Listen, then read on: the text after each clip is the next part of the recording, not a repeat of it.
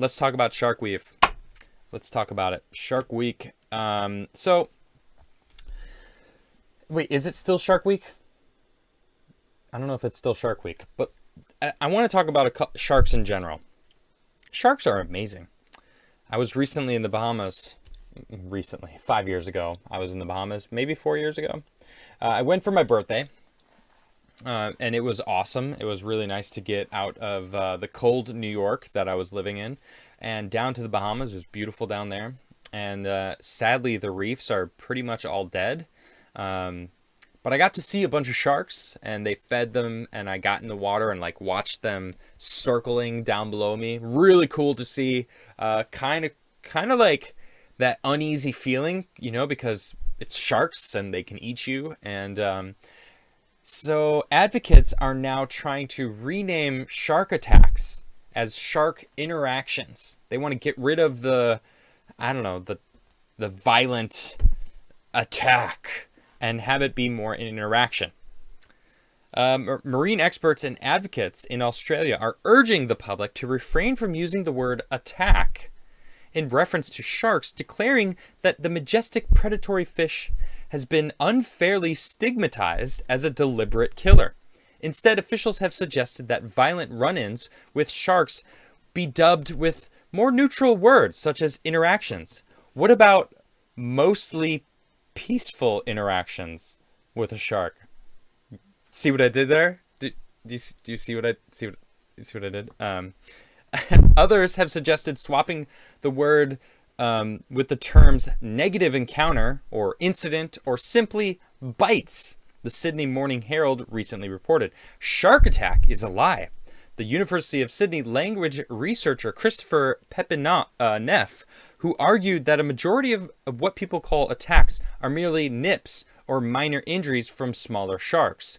He also told the Aussie outlet that such phenomena were once called shark accidents prior to 1930s, when prominent Sydney surgeon Victor Coppelson began calling them attacks. The change marked a shift in mood as shark nets were also being implemented on Australian beaches at the time.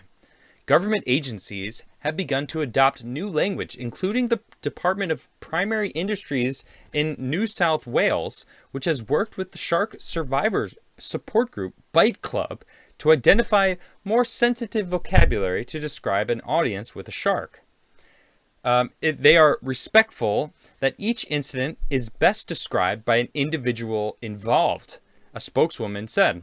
DPI generally refers to incidents or interactions in a form of shark reporting. Leonardo Guida, shark researcher at the Australian Marine Conservation Society, told the Sydney Morning Herald the change is important because it helps dispel inherent assumptions that sharks are ravenous, mindless, man-eating monsters.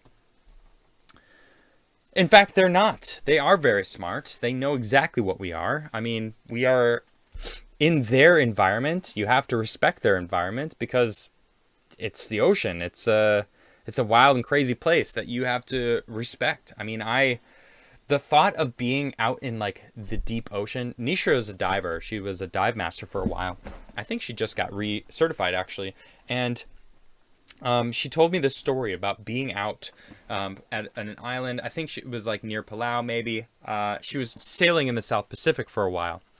And she was out in the blue, like the deep blue, when she was at an island and swam away so far that she couldn't see the island anymore. Now she used a compass to like get her trajectory so she doesn't get lost.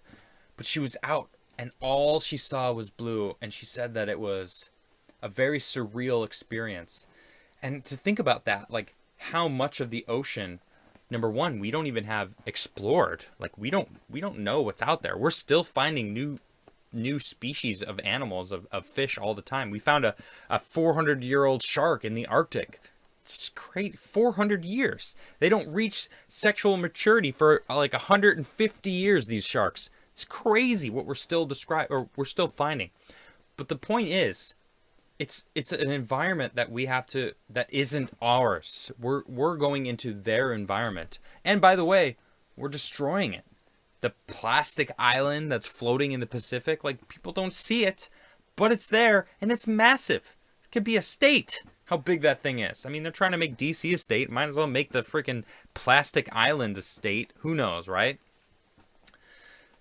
Either way, shark attacks, I mean, we are being attacked by sharks. I mean, in a sense. I think it's a little silly that people feel that need to change it from shark attacks, but it is an interaction, to be more accurate, I guess. So a shark bite would make more sense. Like, it's a shark bite, not an attack, because an attack, I feel, I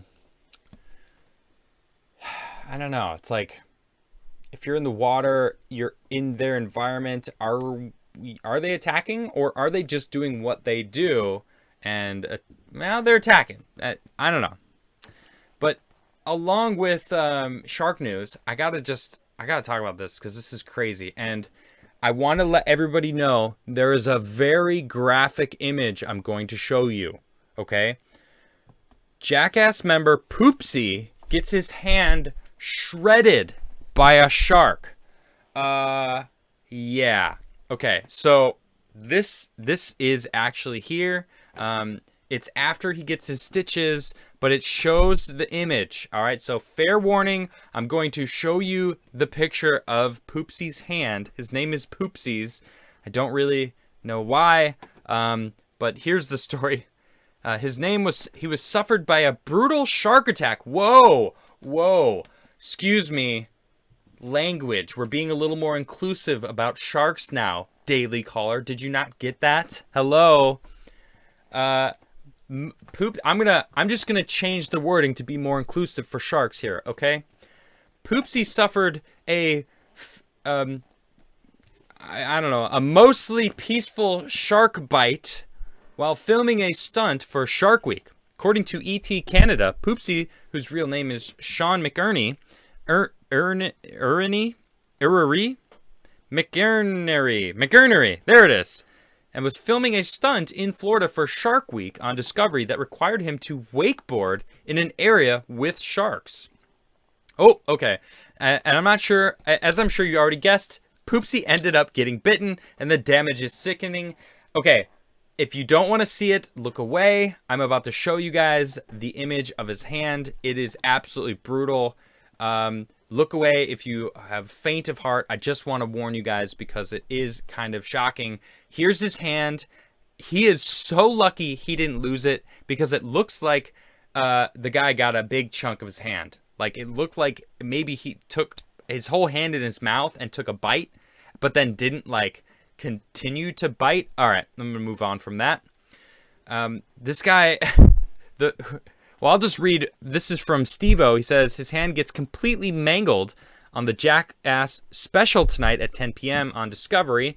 And then, of course, he is sending everyone over to his Instagram, Poopsiegram, because he's about to blow the F up for some reason for being an idiot. And, you know, that's what Jackass, that's what they do, I guess. So, I mean, it's holding true to what the show's about, huh?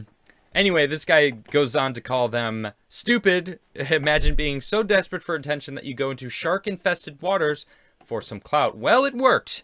And yeah, I don't know if his hand will ever fully recover because it is ridiculous. But this guy makes a good point. What if the rescue team didn't get to him fast enough? The shark just feasted. I mean, here's a clip. I don't know, can you guys hear this? But jump the shark. I don't know if you can hear it, but you can see it. This is him. He falls in, and the shark goes right at him. I mean, what why are you there? Why are you... I mean, you play stupid games, you're gonna win stupid prizes. This is kind of sums it up kind of perfect. So Poopsie was bitten in a mostly peaceful shark interaction, and I hope that he heals up well and doesn't do this stupid thing again. And I hope no one else tries it, because you probably just freaked them out, and I don't blame these sharks at all. Poopsie, it's your fault. You're kind of an idiot. I hope it was worth it. I don't think it was.